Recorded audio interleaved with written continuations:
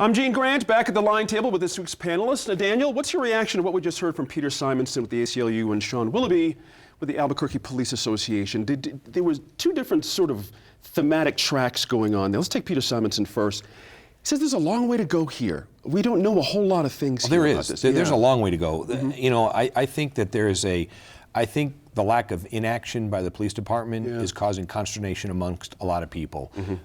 I think that, as we've talked about at this table before, I think I'm really not happy with the fact that the mayor is not in the forefront saying, we're going to make this work. We're going to step up front. The buck stops here. Right. He hasn't said anything about it for quite a while now. He hasn't, and I think it's a problem. Now, you know, there's been some distractions, as they talked about with some of the officer shootings, but as we've talked about before, there's still this systemic problem that's got to be addressed. And I think that, you know, if I was a betting man, I think the idea is, you know, the mayor said he's not running again for mayor.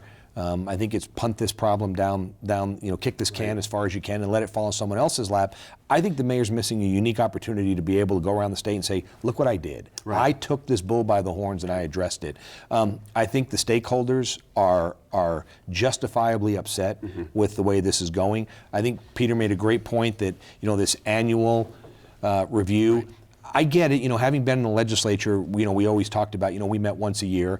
We gave you your money in July. We came back in January and tried to hold you accountable. The reality is you had about 5 months before we were saying, is it working or not? That's right. But I think there could have been a compromise that says we're going to release some quarterly reports. We're going to have some stakeholder meetings. I think their inability to really embrace the community is really causing this issue of friction that I think, quite frankly, could have been prevented had somebody stood up with some leadership and said, let's get together, let's fix this, let's talk about it, let's include as many people, let's get the ball rolling. I think this stonewalling and this, well, we'll get to that later, and, you know, and I got to tell you, you know, the FBI director's comments coming out, you know, kind of feeds into why we're not doing this. And now it's not so much a partisan deal. You've got the FBI director from President Barack Obama under a Democrat administration kind of giving cover to the Republican mayor and his organization saying, we're not getting this done. And so I just hope for the betterment of our community and the state of New Mexico that somebody will roll their sleeves up, take the leadership role that needs to be taken and say, we have serious problems here and we have to address them. Marisa, one of the metrics that Peter outlaid was the sheer amount of cases that are, overall, the sheer amount of cases that are coming in they need to deal with. Over 130 and 30 to 40 a month. I mean, life goes on, as Dan is saying. And we are on a hurry-up schedule here. We have 4 years to implement this versus other communities being similar. 3 years. Or 3 years, my fault. Yeah. Now that we're a year in, exactly right. Are we on the right track here in your gut as you're following this? Are we going to make this deadline? I have no idea, and I don't think anyone on the outside can have any idea because there hasn't been a lot of transparency with regard to the process. You know, public records requests are still going unanswered. Journalists haven't been able to interview the monitor. That's right. We don't have access to people at APD aside from the spokesperson. So do I know how things are going? I don't, and I don't think anyone else really does either. And Gene, just to add to that real quick, remember also, we got 3 years. What's going to happen before that 3 years is up? You're going to have a new administration in Washington, D.C. Right. So it's going to be very easy to go to a new administration with a new FBI director, a new Department of Justice, and say, well, we're not really there yet. And, you know, if you're betting on who the next president is, you know, I don't think there's a real concern about meeting the 3-year deadline. I think the idea, I would say, is, well, we got a 3-year deadline from now, but we could probably get a couple of extensions moving down the road. Right. Sophie, your thoughts on this? What did you glean from Mr. Willoughby as well? Well, I mean, I think unfortunately, I think I'm going to sort of mirror what we've already heard, which is that the process is pretty opaque at this point. And so, you know, we certainly do see, for instance, the police union doing what I would expect the police union to do, which is to work on behalf of its individual members. But it's really hard to look at this sort of block of whatever is happening there. And at the same time, as citizens, we counter that with some high-profile shootings that have happened recently, the death of a well-respected officer that's just occurred, the 2 road rage incidents in Albuquerque that have happened in the last week or so. That's right. The sense of, I think from a citizen's level, a growing sense of lawlessness in the city. We see that there are very few cops on the streets right now.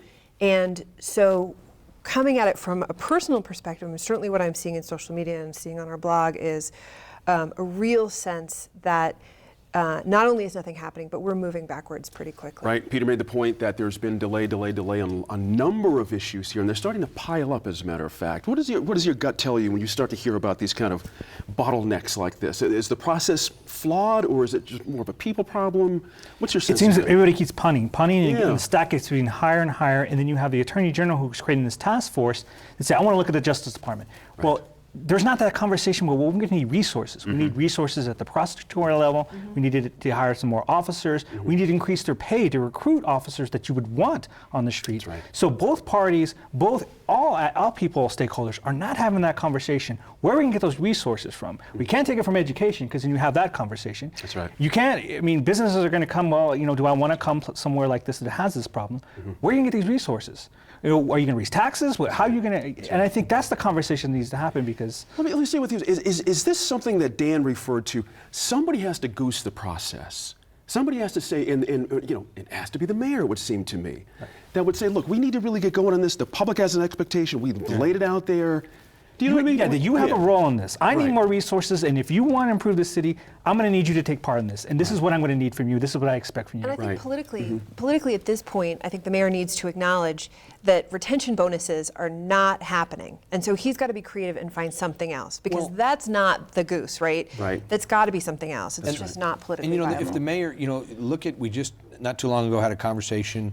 There was a conversation in the media about the capital outlay the city council spent. It was a pretty extensive amount of money. The county commission spends it as well.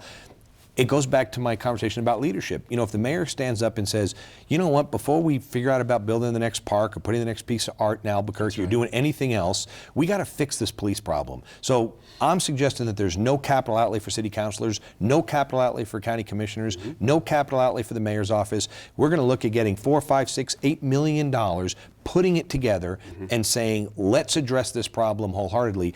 I think that the problem that we see existing with the police department today and is continuing to be perpetuated is because of a lack of leadership. And I think the first person that stands up that says, I'm going to accept responsibility, I'm going to work across party lines, work across jurisdictions with the governor, with the county commission, with legislators, and we're going to address one this person problem. can do that. That's right. Only one And person nobody's can do that. doing it. Nobody's But doing I'm counter. Marisa, does the public have a say in this as well as can the public be more of a goose to get this thing moving as well? Or are we doing our bit? I mean, I think that the public has been pretty active and vocal on the police issue. You Yeah. definitely, this has been one of those issues where you've seen a lot of public participation in ways that we don't necessarily always see in Albuquerque. That's right. And I have to question really whether throwing more money at it is the solution. We're looking at already having spent $2 million, right?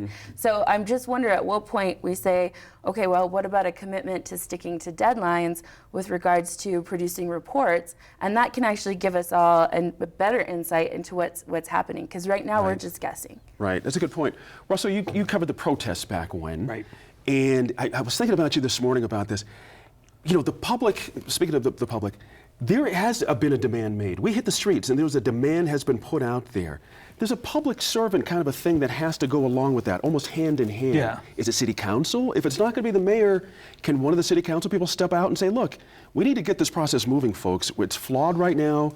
We understand its difficulty, but now's the time to strike. We need to cut. Yeah, to step up and also acknowledge where they've failed already. I mean, they failed to pass the Kendra's law and the state law that would address mental health. Right. Because we can issue all these reports, but what these reports are going to say is there's pervasive inequality. That's right. Well, duh, we knew that already. That's right. So what should we do we already know this inequality exists, what are we going to do to attack it? That's right. Whether it's mental health, whether it's giving prosecutors more jurisdiction to go after some of these criminals, and where do we place them? I mean, we're not going to build more prisons. What will that say? That's right. Let me go back to Marisa on this, on the mental health issues. Seems like this is a brilliant opportunity to actually piggyback this situation, saying, hey, look, folks, let's get after all of this. And you'd have a willing audience, it would seem to me, in the legislature, in all kinds of places. This is like a moment. Are you hearing things of this nature enough to get towards this problem? Sure. So in all of my reporting, which is largely focused on the mental health issue with regards to APD, what it really seems like is that we lack treatment options around the state, all over the state for people with mental health issues,